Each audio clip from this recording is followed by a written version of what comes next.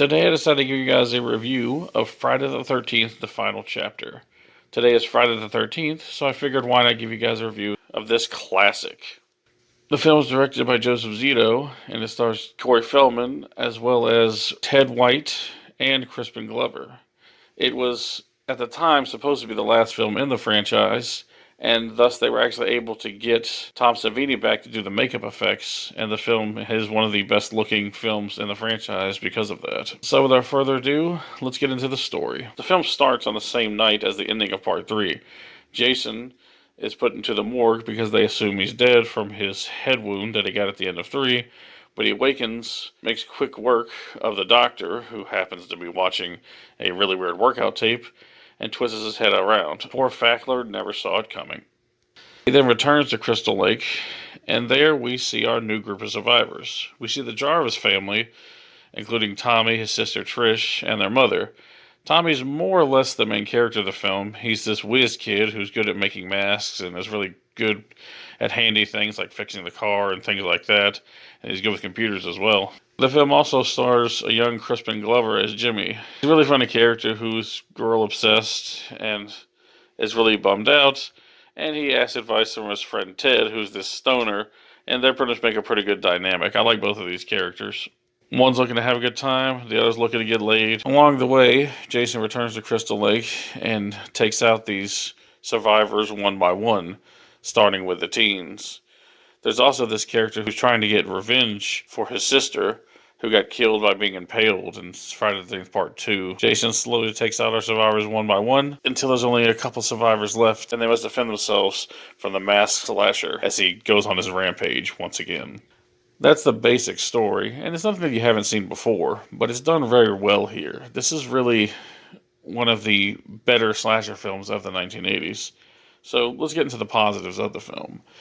For one, the gore effects are really great. They were able to get Tom Savini to return for this movie after him being absent from 2 and 3, and it really shows. From heads being twisted around to cleavers in the face and stabbings to the back, every gore effect is beautiful here, and he really is firing on all cylinders just like he was in the first film. The music is also really good here as well, and it adds to the atmosphere, and it's very creepy and ominous score, including the original score from the first film, also makes a return. Another positive is the characters themselves. Everyone here is relatively likable, and while not every character here is more than one note, some of them are kind of simple, they're still enjoyable and people that you could see yourself hanging out with. No one gives a bad performance here. No one is great, mind you, but they're all pretty decent. Crispin Glover is great as Jimmy, and his buddy Ted is a laugh riot. Tommy is played magnificently by Corey Feldman in one of probably my favorite roles of his.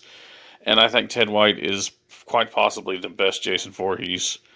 No one does a bad job, and you're going to like all the characters in this movie. Another positive of the film would definitely have to be the atmosphere. Whereas Part 3 was a little bit overly goofy, and 2 just felt kind of like a rehash of 1 in many ways, this film does feel more like a proper slasher film.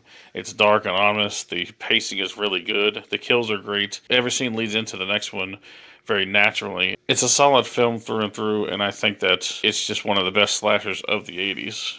So let's get into some of the more mixed and negative aspects. The only really problem that I have with the film, other than the fact that too many people get thrown through windows, and I mean like a lot of people, even Jason himself is jumping through these things, is that the film is, much like Part 3, a bit redundant at this point. I love this film, but you know exactly what you're going to get. It's kind of like a Bond film. You know what you're going to get. You're going to get the same thing every time, but to varying degrees of quality. And Part 4 has the highest quality of the franchise.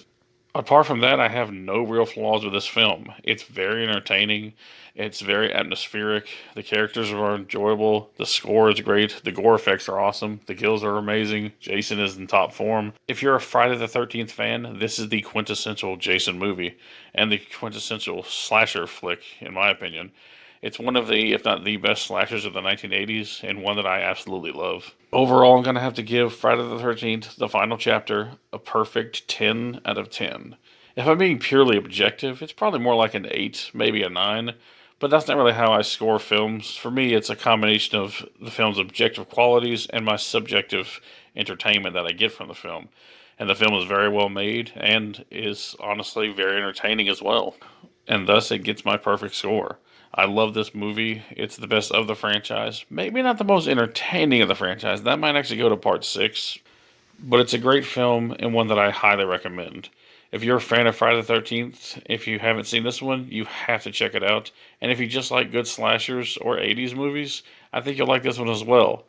From Jimmy's amazing dance performance to the great callbacks to other Friday the 13th films and just great gore and characters, you're going to have a good time. Enjoy your Friday the 13th. Maybe put on one of the movies.